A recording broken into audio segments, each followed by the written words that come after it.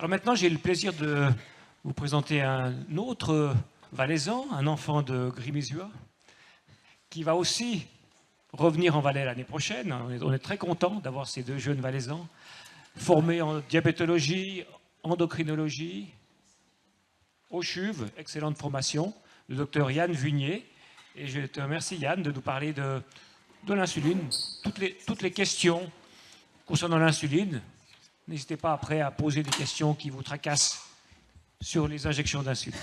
Merci. Voilà, merci.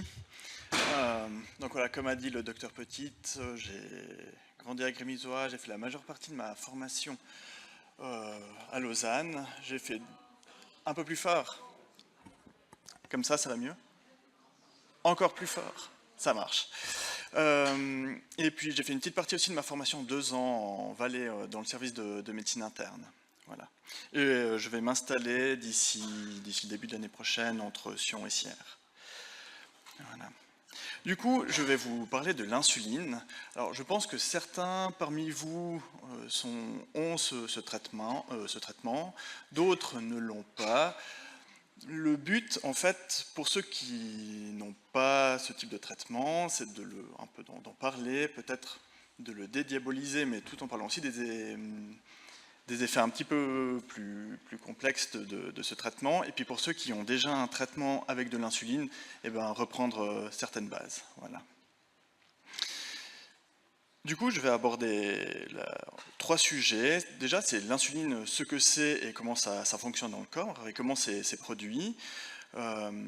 Ensuite, comment on l'utilise sous forme de traitement, et ensuite les effets indésirables de l'insuline.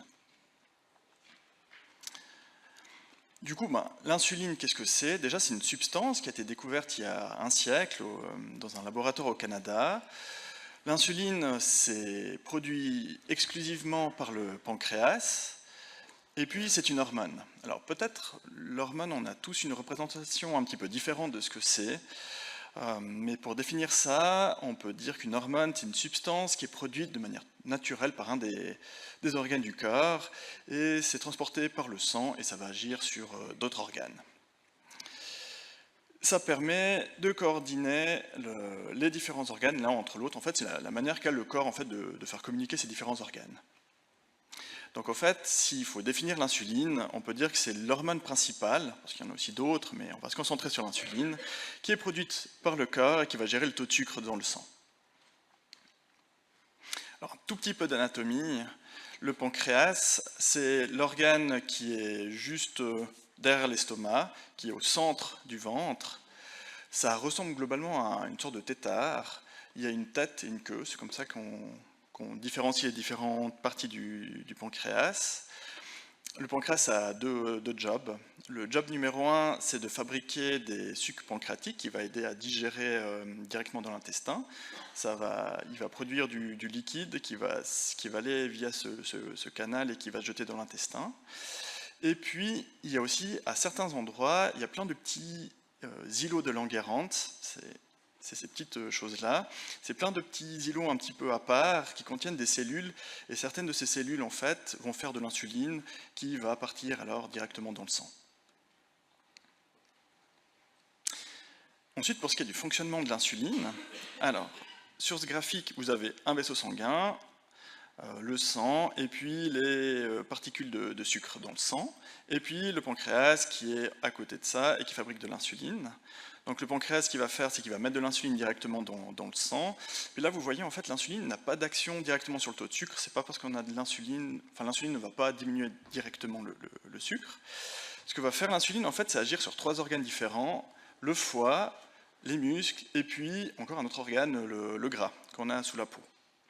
Et puis, dans ces différents organes, on a plein de cellules, et puis sur chaque cellule, en fait, il y a des récepteurs à l'insuline. C'est un petit peu comme une sorte de serrure, et puis la clé de cette serrure, ce sera l'insuline. Et donc l'insuline va se fixer sur chacun de ces récepteurs, et ça va activer quelque chose.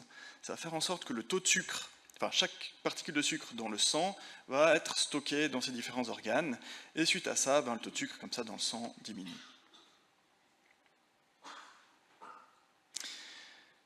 Ensuite, le pancréas, en fait, va fabriquer de l'insuline et on mettre dans le sang,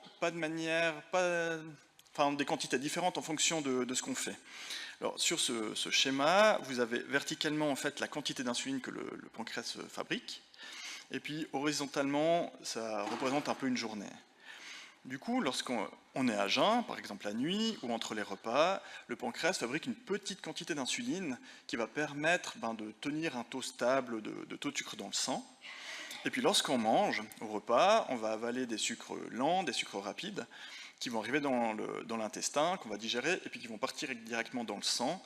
Et puis là, le pancréas il va devoir faire des shoots d'insuline supplémentaires pour pouvoir absorber et stocker correctement en fait, les différentes, le sucre qu'on a avalé. Puis bien entendu, s'il y a des collations entre les repas, il y aura des pics d'insuline en plus. Voilà, ça c'est un petit peu pour savoir qu'est-ce que c'était l'insuline, comment ça fonctionne et comment c'est produit par le corps. Ensuite, l'insuline, lorsqu'on l'utilise comme traitement, alors déjà pourquoi est-ce qu'on le prescrit?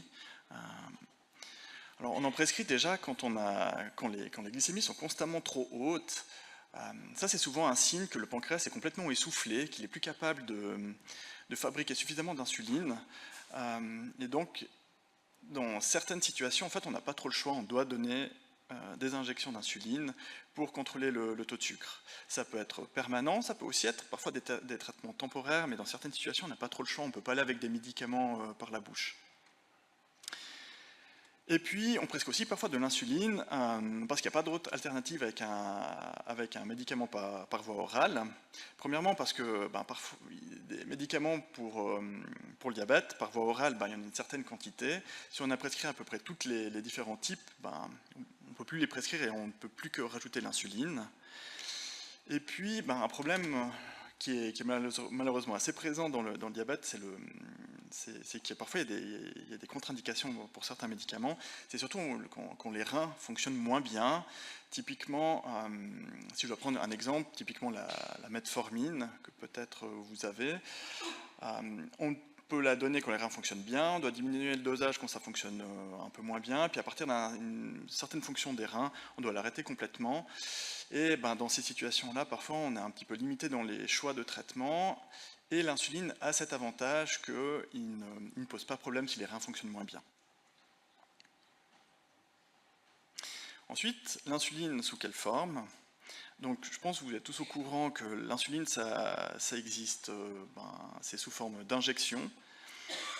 Ensuite, là, il y a une image qui n'est pas apparue malheureusement, mais c'était des comprimés que j'ai tracés. Les comprimés l'insuline sous forme de comprimés, ça n'existe pas, ou peut-être il faudrait dire ça n'existe pas encore.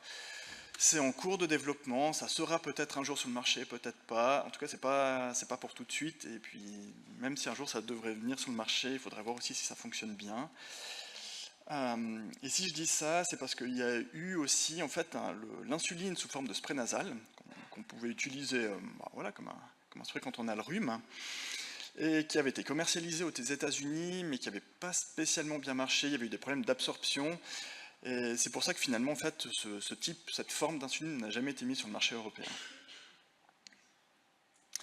Donc, en fait, l'insuline, on le donne sous forme injectable. Alors, ça, c'est le côté un peu vintage de la prise d'insuline, où on devait aller prélever avec l'aiguille directement dans le flacon. Là, alors malheureusement, il n'y a pas l'image qui est apparue, elle est tombée entre les deux ordinateurs, mais il y a les stylos à insuline, qui est la forme la plus conventionnelle en fait d'injection d'insuline. Il y a aussi les pompes à insuline. C'est des petites pompes où à un endroit il y a un petit réservoir qui contient de l'insuline, et puis la pompe en fait injecte via la tubulure l'insuline directement sous la peau où il y a une petite canule, et puis on programme la pompe pour injecter une certaine quantité, enfin la détermine directement dans la pompe. Et puis l'insuline, on peut aussi la donner directement dans les vaisseaux sanguins. Ça se fait bien entendu qu'à l'hôpital, et ça se fait uniquement dans des situations bien particulières, typiquement quand le taux de sucre est extrêmement élevé et qu'il devient toxique, c'est-à-dire que le sang s'acidifie, ou alors dans d'autres situations, typiquement lorsqu'on veut contrôler très finement le taux de sucre dans le sang. Ça se fait principalement ça peut être durant des opérations ou alors aux soins intensifs. Ensuite, des types d'insuline, il y en a deux principales qui fonctionnent de manière différente. Il y a les insulines lentes, et puis il y a les insulines rapides. Et puis il y a une classe un petit peu à part, c'est les insulines mixtes. C'est dans un réservoir d'insuline, dans un stylo d'insuline, il y a directement le mélange des deux types. Alors là, je vais parler un petit peu des marques qui sont à disposition en Suisse. Il y a l'insulatar. L'insulatar, c'est un peu la vieille insuline lente qui dure à peu près 12 à 18 heures après qu'on l'ait injectée. Et elle a la particularité de faire un pic d'action, c'est-à-dire après l'injection, 4 à 8 heures après, à 6 heures après, elle va fonctionner un peu plus que au moment de piquer et des heures après. Ce qui était, alors c'était une insuline très, très bien, mais elle posait ce problème vu ce pic d'action, quand on devait la piquer le soir pour agir durant la nuit, ça pouvait faire des taux de sucre trop bas, des hypoglycémies au début de nuit, et les gens devaient faire des collations avant d'aller dormir, ce qui n'était pas forcément ce qu'on aurait préféré éviter. Là, actuellement, il y a des nouvelles insulines, qui sont là déjà depuis une vingtaine d'années, et qu'on utilise un peu plus fréquemment, beaucoup plus fréquemment, c'est la Levemir qui dure à peu près une vingtaine d'heures, qu'on peut donner 1 à 2 fois par jour, et puis la Lantus ou la Basaglar, c'est des insulines lentes qui durent à peu près 24 heures, et puis du coup on peut les donner qu'une seule fois par jour. Et puis il y a des insulines qui sont encore plus longues, qui durent 30 heures, voire 40 heures, pour la Toujeo et la Tresiba. On les donne également une fois par jour. Ce sont des insulines qui ont l'avantage d'avoir un débit dans le sang un petit peu plus stable.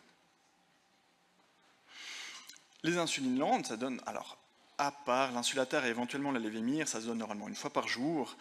Et puis, on peut les donner indépendamment des repas, avant, après, à jeun, c'est un peu égal. Ensuite, il y a l'insuline rapide. Alors, il y en a 3 types qui s'équivalent globalement. Il y a l'Apidra, l'Humalog et puis la Novorapide. Elles durent toutes à peu près 4 heures de temps. L'insuline rapide, ça sert principalement à contenir en fait les sucres qu'on mange durant le repas. Alors, pour que ça fonctionne bien, il faut l'injecter au moins 15 minutes avant le repas, ce qui est un petit peu contraignant quand même, pour que ça ait une bonne efficacité.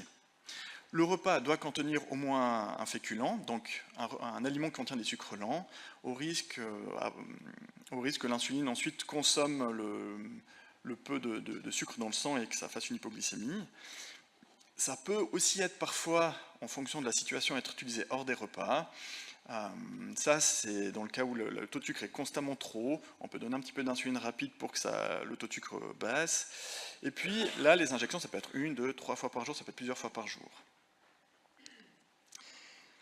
Et puis ensuite, il y a aussi un nouveau type d'insuline qui existe, les insulines ultra rapides, qui existent depuis 2, 3, 4 ans, quelque chose comme ça. Il y a la Fiasp.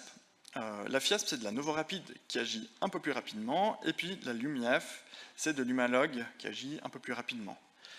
La principale différence qu'il y a entre l'insuline rapide et puis les insulines ultra rapides, c'est qu'on peut les injecter 5 minutes avant les repas plutôt qu'attendre un quart d'heure. C'est un petit peu moins contraignant, c'est un petit peu plus facile à utiliser. Après, en termes d'efficacité, ça s'équivaut plus ou moins à l'insuline rapide. Ça peut, suivant les personnes, être plus ou moins efficace. Voilà. Mais pour le reste, c'est comme de l'insuline rapide. Puis après, il y a les insulines mixtes. Donc, comme je vous ai dit, en fait, dans le réservoir du stylo, il y a directement un mélange qui est préfait. Alors, il y a 2 types qui existent. Il y a les Humalog mixtes qui contiennent de l'insulatar et de l'Humalog. Donc de la rapide et puis de l'insuline lente, à des concentrations différentes. Et puis, il y a encore la Risodag, c'est de l'insuline lente, la Tresiba en grande quantité, et puis aussi une petite partie d'insuline rapide. Ces insulines mixtes, comme ça contient en fait de l'insuline rapide, ils doivent être pris avec le repas qui doit contenir un féculent au moins, et être injectés 15 minutes avant le repas. Et puis là, ça dépend toujours de combien de fois ça peut être injecté, 1 fois par jour, 2 fois, 3 fois, ça dépend un petit peu aussi de ce que le médecin pense le mieux d'être prescrit. Alors peut-être juste pourquoi en fait ces types d'insuline, pourquoi est-ce qu'il y a de l'insuline lente, pourquoi il y a de l'insuline rapide. En fait, c'est tout dépend de ce qu'on veut faire. Puis en fait, en tant que médecin, quand on voit les taux de sucre de la personne en face de nous, En fait, on doit un petit peu estimer quelle est sa production d'insuline. Voilà. Alors, quelqu'un, typiquement, qui a... Quand le taux de sucre est globalement stable, avec des comprimés, ben, ce qui va se passer dans son corps, c'est que ben, finalement, ça va se passer... son pancréas va faire de l'insuline un petit peu comme prévu. Il y aura les médicaments qui vont soutenir le pancréas pour la production, qui vont augmenter l'efficacité entre guillemets de l'insuline. Et puis, voilà, ce sera globalement ça. Quand on donne de l'insuline lente, en fait, on va surtout agir sur la sécrétion de base, enfin, celle qui est produite tout le temps durant toute la journée. On va surtout agir là-dessus, mais lors des repas, ce sera le pancréas qui va faire la majorité du job, et puis qui va contrôler le taux de sucre. Et puis lorsqu'il y a de l'insuline lente et de l'insuline rapide, eh bien, à ce moment-là, ce qu'il y aura, c'est qu'on aura la lente qui sera toujours là pour éviter que le taux de sucre monte entre les repas, et l'insuline rapide, en fait, prendra le relais, entre guillemets, du pancréas pour éviter que le taux de sucre s'élève trop durant les repas. Et là en haut, comme vous voyez dans le schéma, je voulais aussi illustrer que quand on donne une insuline lente et rapide, souvent c'est le signal qu'il y a un manque de production en fait, d'insuline par le pancréas, qui peut survenir pour des raisons X ou Y. Une des raisons, ça peut aussi être un petit peu le vieillissement du diabète avec le temps, le pancréas il peut s'essouffler. Alors là je vais venir sur du côté très pratique. Ça, c'est un stylo d'insuline avec les différentes pièces. Donc en fait, on a un réservoir qui contient directement le liquide qui contient l'insuline, un piston qui va pousser l'insuline, et puis les aiguilles qu'on va mettre au bout, où il y a un caoutchouc, où on va piquer, là, on a une aiguille qui va piquer à l'intérieur, et puis là, l'aiguille qui va piquer directement à l'extérieur. On a ici une petite fenêtre sur laquelle on va pouvoir régler la dose. Là, il y a une petite molette qui permet de régler la dose qu'on veut d'insuline. Et puis ensuite, un bouton avec lequel on va injecter. Au niveau des aiguilles, en fait, on prescrit d'habitude des aiguilles qui font 4 à 5 mm le plus souvent. Ça permet, en fait, là où vous avez la peau, ça permet de piquer directement dans le gras qu'on a tous sous la peau. On arrive très rarement, dans le muscle. Pour arriver dans le muscle, c'est souvent chez les personnes qui sont vraiment très maigres. En règle générale, on arrive toujours comme ça sous la peau. Et on dépose le liquide à l'intérieur du tissu graisseux, et puis les vaisseaux sanguins vont capter ensuite l'insuline, et puis ça va être réparti dans le corps. On peut piquer derrière les bras, au niveau du ventre, et puis au niveau des cuisses. Quelque chose qui est important aussi de faire, c'est de varier les endroits, d'éviter de piquer toujours au même endroit. Ça peut créer des petites boules de graisse à force sous la peau. J'y viens après, je vous expliquerai aussi après pourquoi on veut éviter ça. Mais voilà, ce qui est important, c'est de bien varier les sites d'injection. Quelque chose qui est aussi important par rapport à l'insuline, c'est de bien la conserver. En fait, c'est quelque chose d'extrêmement fragile. Il faut la conserver, en fait, quand on ne l'utilise pas, en fait, les stylos d'insuline, souvent on achète par paquet de 5 stylos. Il faut la conserver au frigo entre 2 et 10 degrés. Et puis dès qu'on commence à utiliser un stylo, on peut le garder à température ambiante. Alors là, j'ai mis une table de chevet ou la cuisine, enfin un endroit en tout cas facile d'accès où on a l'habitude de passer, et puis on n'oubliera pas ensuite d'utiliser le stylo. Après un mois à température ambiante, il faut partir du principe que l'insuline, elle va être dégradée au sein du stylo. Elle ne devient pas toxique, elle perd simplement de son efficacité. Alors elle va aussi perdre de son efficacité lorsqu'on a plus de 30 degrés, ce qui peut poser parfois un problème lorsqu'il y a les canicules en été. Donc à ces moments-là, ce qu'on peut faire, c'est garder l'insuline un peu plus longtemps au frigo, et puis la sortir 15 minutes avant de devoir faire l'injection. Si l'insuline est froide, elle n'est pas forcément dangereuse, c'est juste un peu plus désagréable de se piquer sous la peau. Et puis, ce qu'il faut aussi éviter, c'est de la congeler. Si on la congèle, elle sera très vite détruite. Alors, il faut éviter de la mettre au congélateur pour la conserver, ça me semble évident. Le piège, c'est l'avion. Si quelqu'un qui va mettre son insuline en soute, il y a le risque en fait, que l'insuline se gèle à 10 000 mètres d'altitude. Il vaut mieux la garder en fait, directement dans la cabine. Voilà, j'aborde le dernier sujet, c'est un peu les effets indésirables de l'insuline. Je vais aborder en fait les 4 principaux, et commencer par le moins grave. Quand on se pique, en fait, ça peut faire un peu des petits hématomes sous la peau. Ça peut arriver quand on attrape un petit vaisseau, ça peut arriver plus ou moins fréquemment, mais en dehors de problèmes esthétiques, ça ne va pas poser plus de problèmes que ça. Ensuite, ça provoque aussi une prise de poids, et ça c'est peut-être une des raisons pour laquelle on ne prescrit pas forcément de l'insuline si ce n'est pas nécessaire. Comme vous pouvez vous douter, chez les personnes qui ont du diabète, on préfère qu'il y ait une perte de poids plutôt qu'un gain. Et puis pourquoi il y a cette prise de poids avec l'insuline? Déjà parce que mieux on contrôle le diabète, et plus on a le risque de faire augmenter le poids. Tout simplement, quand le taux de sucre est trop élevé, on va l'uriner, donc on va perdre de l'énergie. Si le taux de sucre est mieux, on va garder le sucre dans son corps, et du coup on va le stocker. Quand on a des hypoglycémies, donc des taux de sucre trop bas, le traitement c'est de manger du sucre. Donc si on a trop d'hypoglycémie, on doit manger plus de sucre, et du coup ça fait prendre du poids. Et puis l'insuline, ça stocke l'énergie, c'est en effet ce qu'on dit anabolisant. C'est pas comme la testostérone, ça fait pas croître les muscles, ça fait plutôt croître le tissu graisseux, et c'est un peu ce mécanisme qui fait prendre du poids. Puis après, on peut s'attendre à ce que la prise de poids soit de l'ordre de 3 à 5 kg, ça peut beaucoup changer d'une personne à l'autre. Quelqu'un qui a peu d'hypoglycémie, typique, et puis qui a un diabète relativement bien contrôlé, il aura beaucoup moins de prise de poids que quelqu'un qui fera beaucoup d'hypoglycémie et puis qui a un diabète qui est très décompensé. Après, il y a l'hypodystrophie. L'hypodystrophie, c'est le terme compliqué et médical pour parler des petites boules de graisse qui apparaissent sous la peau quand on pique trop au même endroit. Ça apparaît vraiment juste sous la peau, ça peut être tout petit et passer un peu inaperçu. C'est pour ça que quand on a de l'insuline, le médecin assez régulièrement il va aller palper les parties du corps où on s'injecte de l'insuline pour s'assurer qu'il n'y ait pas de ces petites boules.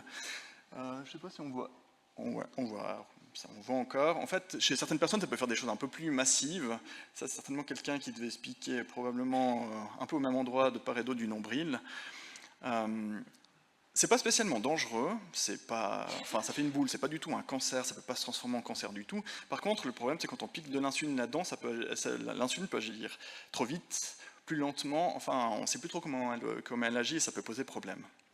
Donc si quelqu'un a ça, ce qu'il faut faire, déjà première chose, c'est pas piquer dedans, et puis surtout les éviter. Puis pour les éviter, c'est là où on recommande à chaque personne qui a un traitement d'insuline de se piquer à des endroits différents, de faire une rotation typiquement autour du nombril, ou en fonction des jours de la semaine. Ça, c'est un tableau que j'ai trouvé en fait sur le site des HUG, puis que j'avais trouvé assez intéressant pour savoir plus ou moins où piquer. Voilà.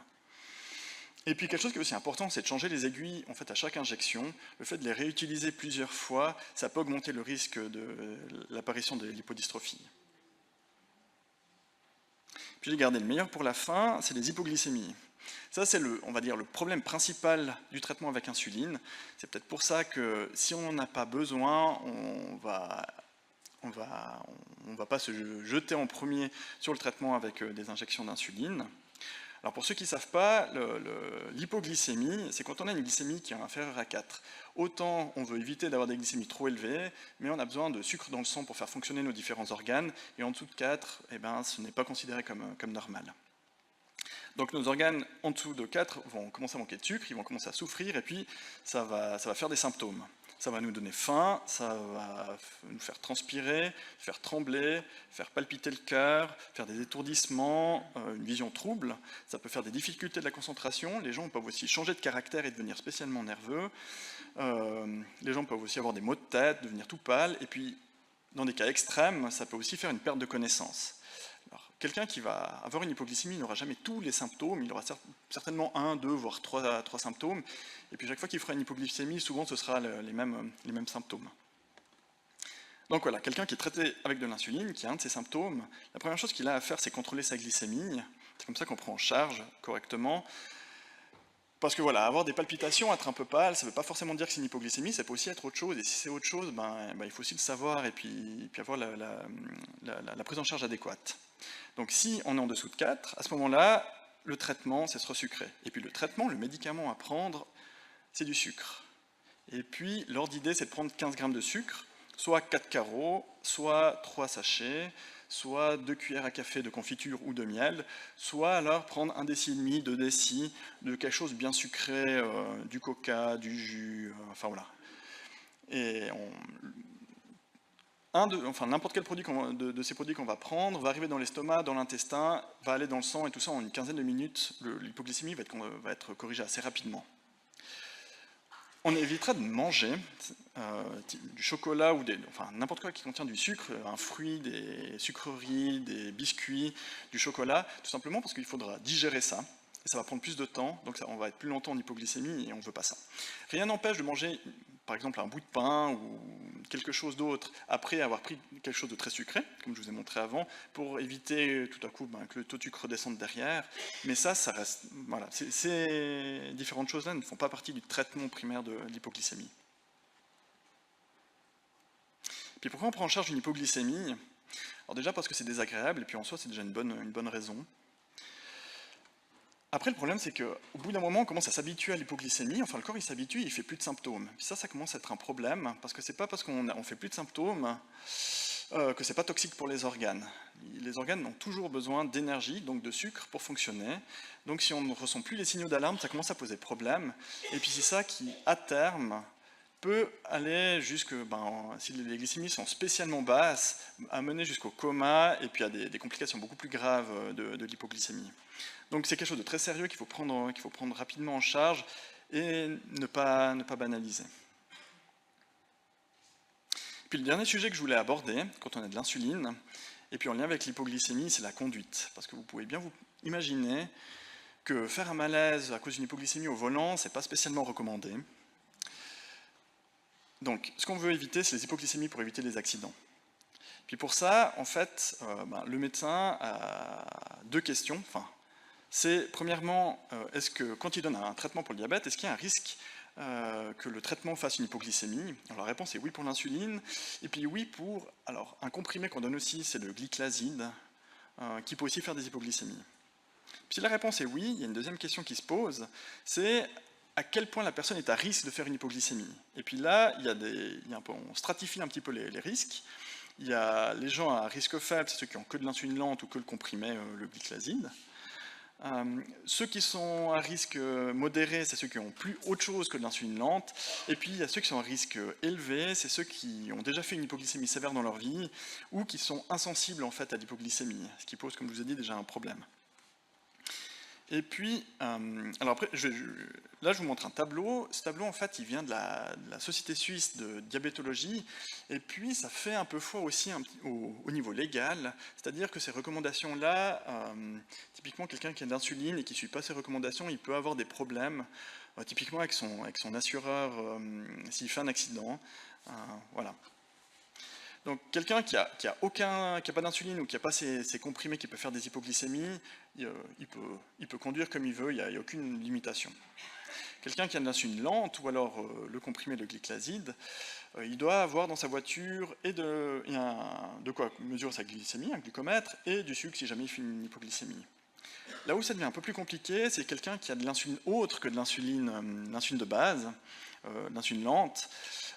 Lui va devoir faire automatiquement un contrôle avant de prendre le volant, et puis s'il est en dessous de 5, il va devoir se traiter comme s'il faisait une hypoglycémie, il va devoir attendre 15 minutes, il va devoir se recontrôler, et s'il est au-dessus de 5, c'est bon, s'il reste toujours en dessous, il doit reprendre du sucre. Et puis chaque heure et demie, c'est recommandé qu'à chaque fois, il s'arrête, il reprenne sa glycémie pour s'assurer qu'il soit toujours au-dessus de 5. Puis après, dans les risques élevés, donc les gens qui ont déjà fait des hypoglycémies sévères ou qui sont insensibles en fait à l'hypoglycémie, là, il peut y avoir des évaluations assez spécifiques avec un endocrinologue diabétologue ou également avec un médecin spécialiste dans la médecine du trafic. Voilà. Voilà, du coup, c'est un petit peu ce que je voulais vous dire par rapport à l'insuline. C'est un sujet très vaste. J'ai choisi certaines choses. Alors, je ne sais pas si vous avez des questions ou autres. Merci beaucoup, Yann. Alors, la parole est à vous, si vous avez des questions sur l'insuline. Souvent, quand une personne a un diabète de type 2, quand on parle de l'insuline, les gens sont inquiets. Est-ce que tu peux nous parler un peu de ces barrières, à la fois du côté du patient et du médecin? Alors, en tout cas, du côté du médecin, Alors, pour les raisons que je vous ai montrées, pour la prise de poids qu'on n'est pas très chaud à donner, et surtout l'hypoglycémie, on n'est jamais très pressé à prescrire, si on peut éviter. Après, l'avantage de l'insuline, c'est que c'est l'hormone, comme je vous ai montré, l'hormone de base pour prendre en charge le sucre dans le corps. Donc on peut, entre guillemets, un peu tout faire et gérer à peu près tout. C'est très facilement dit, en pratique, c'est pas du tout ça, mais on peut à peu près tout faire. Après, j'imagine que du côté du patient, ce qui peut être plus compliqué, c'est qu'on peut entendre aussi, je pense que déjà les épisodes, enfin, quand on entend les expériences d'hypoglycémie et ça motive pas plus que ça. Si on connaît les restrictions par rapport aux voitures, ça motive pas plus que ça. Et puis on peut aussi avoir aussi parfois certaines histoires par rapport aux gens qui sont un peu en fin de vie, et puis à qui on donne de l'insuline, un peu pour pallier à ça. C'est vraiment un traitement qui peut être donné à tout le monde, c'est vraiment en fonction de la situation, et puis finalement ce qui fait foi, c'est la glycémie. Si les taux de sucre vont bien, finalement on n'a pas besoin d'intensifier le traitement. Si le taux de sucre commence à monter et puis à se péjorer, c'est à ce moment-là où on se pose la question d'intensifier le traitement, et puis l'insuline en fait partie, assez clairement. Donc c'est un traitement pour le diabète de type 2 qui est simple, hein. Et puis souvent les gens qui l'essayent, je parle bien de une insuline lente par jour, très souvent, les gens nous disent après, oh, je ne savais pas que c'était si simple. On a beaucoup d'idées préconçues sur l'insuline. Hein. Très bien. Maintenant, une personne, on connaît le diabète de type 2, le diabète de type 1, puis une personne qui va se faire opérer du pancréas, qu'est-ce qu'il attend si on enlève le pancréas entier? Alors, si on enlève le pancréas, qu'est-ce qu'il aura comme traitement?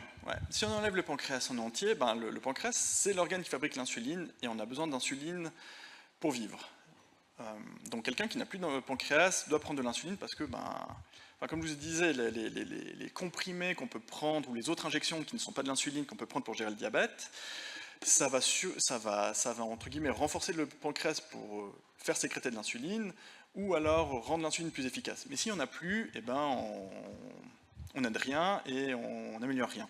Donc là, il n'y a plus trop le choix, c'est des injections d'insuline et là, l'anthérapie parce que le pancréas, il n'y a plus le pancréas qui est là pour aider.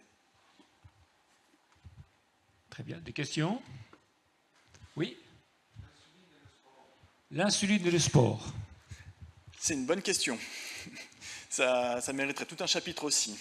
En fait, si on encourage de faire du sport, alors, chez les gens qui ont du diabète, mais en réalité chez tout le monde, c'est que le fait de faire du sport au niveau des muscles, comme je vous ai montré, le muscle est un des organes qui va capter le sucre. Quand on fait du sport, le muscle va devenir beaucoup plus sensible à l'insuline, c'est-à-dire il y aura besoin de moins d'insuline pour qu'il capte plus de sucre. Donc, quand on n'est pas traité avec de l'insuline, le corps il va s'adapter. Si d'un coup le muscle est très sensible, le pancréas il fait un peu moins d'insuline et puis tout se gère bien. Si on est traité avec de l'insuline, là on va s'injecter une dose fixe et ce qu'on s'est injecté va forcément fonctionner. Et là il y a un peu plus de risque de faire des hypoglycémies. Alors, ça, c'est un sujet, je dirais, typiquement, quelqu'un qui fait du sport, ça va beaucoup dépendre aussi de l'intensité du sport, c'est ça que je veux aussi dire. Quelqu'un qui va marcher, puis un jour il va se mettre soudainement à courir, ça peut changer assez radicalement en fait le traitement d'insuline. Ça typiquement, alors c'est tout à fait faisable, mais c'est quand même un petit challenge. Ça vaut la peine d'être bien coaché en fait par son médecin, ou alors éventuellement par une infirmière en diabéto, ça dépend aussi un peu de la situation, mais ça vaut la peine d'être bien entouré si on change radicalement en fait sa manière de faire de l'activité physique. Question? Oui? Oui, c'est aussi la question, les yeux, de faire contrôler les yeux. Voilà, donc monsieur posait la question s'il faut contrôler les yeux. Donc c'est pas tout à fait l'insuline, mais...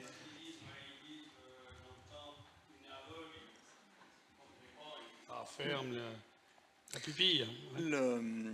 Ça se vaut pour toute personne qui a du diabète. Une des complications, c'est que les petits vaisseaux qu'on a sur la rétine peuvent proliférer, et ça ne fait aucun symptôme.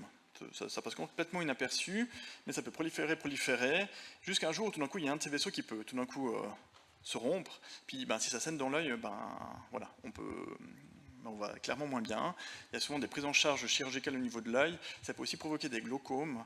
Donc en fait, on préfère faire des contrôles 1-2 fois par an, ça dépend un peu de la situation, pour anticiper les choses et traiter avant qu'il y ait les complications graves et qui peuvent être directement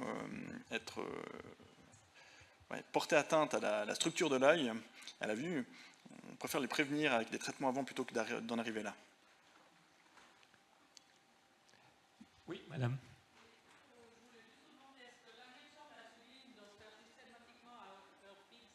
Est-ce que l'injection de l'insuline doit se faire à heure fixe, systématiquement? Alors ça dépend du type d'insuline. L'insuline lente, c'est surtout une insuline qui va te faire avant les repas.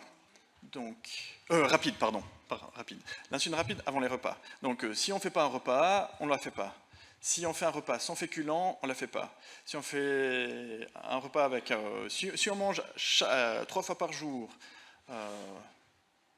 un repas avec un féculent, ben on le fera globalement à des heures fixes. Après, l'insuline lente, c'est une insuline qui va durer globalement à peu près toutes les 24 heures. Le mieux, c'est de l'injecter à des heures fixes à 1, 2, 3 heures d'intervalle.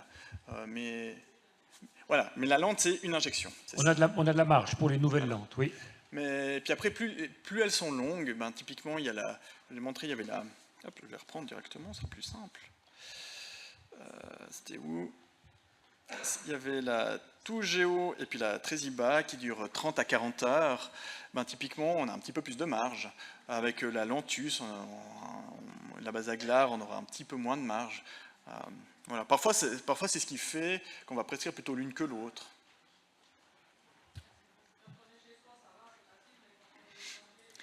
Ça demande un peu plus de logistique à ce moment-là, c'est ça.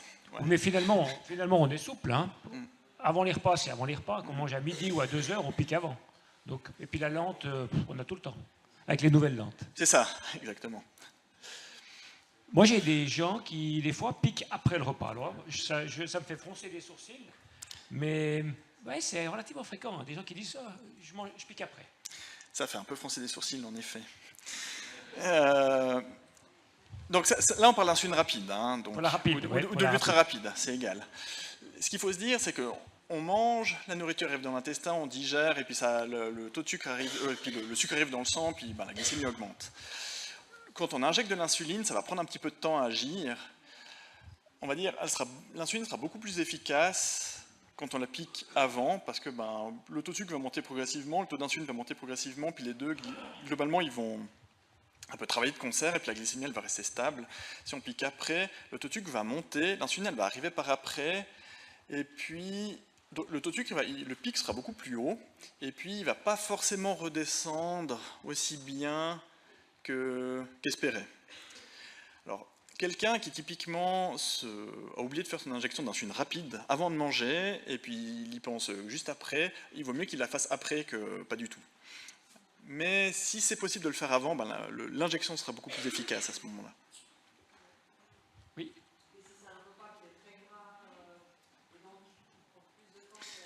Alors là, c'est encore pour un repas très gras qui prend plus de temps pour digérer. C'est un sujet aussi qui est aussi assez complexe et puis qui vaut aussi la peine de discuter directement aussi, je pense, avec le médecin ou éventuellement la diététicienne aussi. C'est le fait qu'avec un repas un peu plus gras, le sucre qu'on mange, il peut être digéré plus lentement. Donc, en fait, on a peut-être moins besoin d'insuline tout de suite quand on commence le repas, on en a peut-être besoin un petit peu plus tard. Et dans certaines situations, alors un repas très gras et qui contient beaucoup de sucre, typiquement c'est la fondue ou la raclette, où on a les pommes de terre, le pain, et puis on a beaucoup de fromage, donc beaucoup de gras, et typiquement on aura le taux de sucre qui va commencer à monter beaucoup plus tard, et parfois ça vaut la peine par exemple de couper l'insuline rapide en 2 doses. Si on doit par exemple faire, je dis au pif, mais 8 unités, ça vaut peut-être la peine de faire 4 unités avant de manger, puis 4 au milieu. Ça devient assez spécifique, puis c'est à travailler avec le soignant. La pizza, c'est comme le sport, hein, il faut que les gens se testent, fassent leurs expériences. Qu'est-ce qui me convient à moi quand je fais du sport? Est-ce que la glycémie, elle monte trop, elle descend trop? Pour trouver la parade. Oui.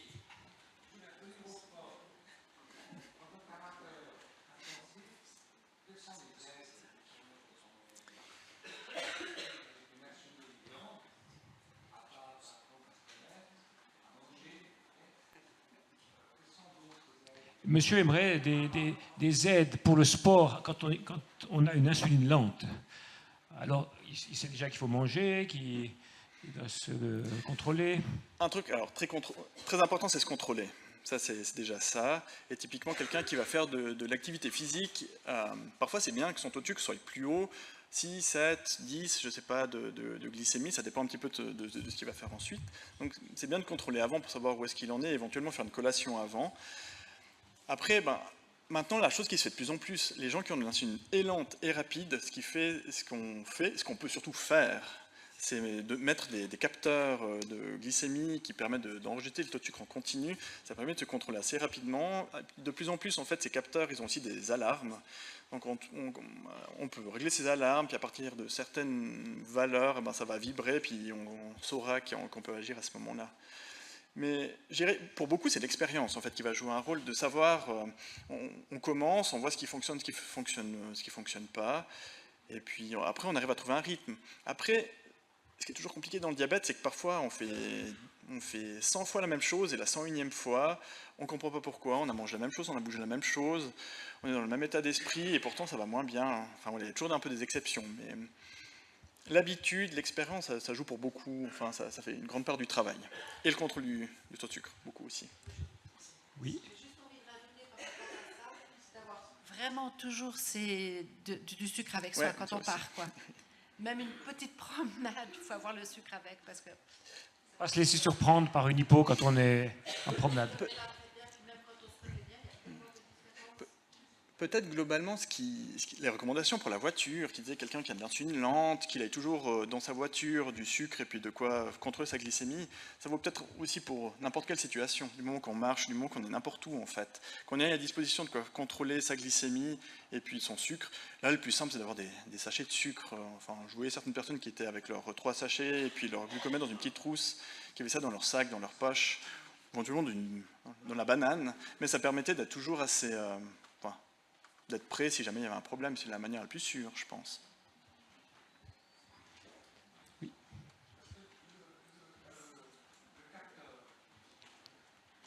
Le capteur. Le capteur, est-ce qu'on peut l'utiliser dans le type 2 ? Est-ce qu'il est remboursé ? Alors, il y a plusieurs types, mais on va dire entre guillemets le capteur le plus facile d'accès, il s'appelle le freestyle libre. Et lui, du moment qu'on a de l'insuline lente et rapide, quand on a un médecin qui est diabétologue, ça se prescrit comme ça. Mais il faut de la rapide pour avoir le... Mais il faut les deux, et lente et rapide.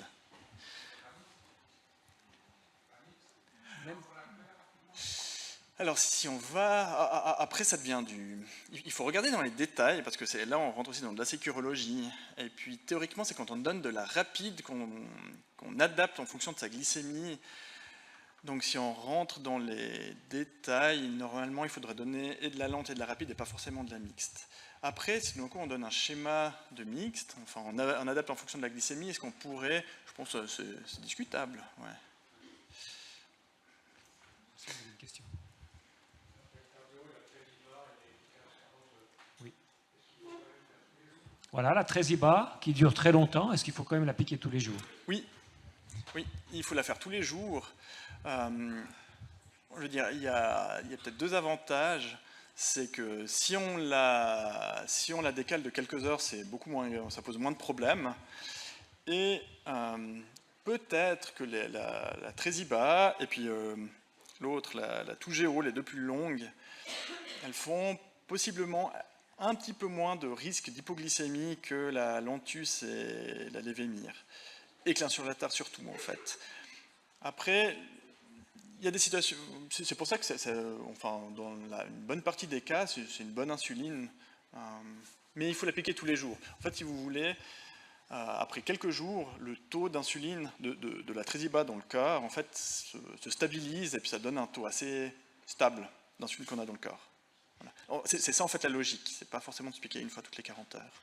Ce qui étonne toujours les gens, effectivement, quand on dit qu'elle dure 40 heures, c'est que non, il n'y a pas d'accumulation avec les jours qui passent. Ça reste stable. C'est comme ça. C'est difficile à expliquer, mais c'est comme ça. C'est ça. Voilà, merci beaucoup Yann. Merci pour cette excellente présentation. Alors, je crois qu'on passe à la pause maintenant, et puis on reprend 4h moins quart, dans 25 minutes.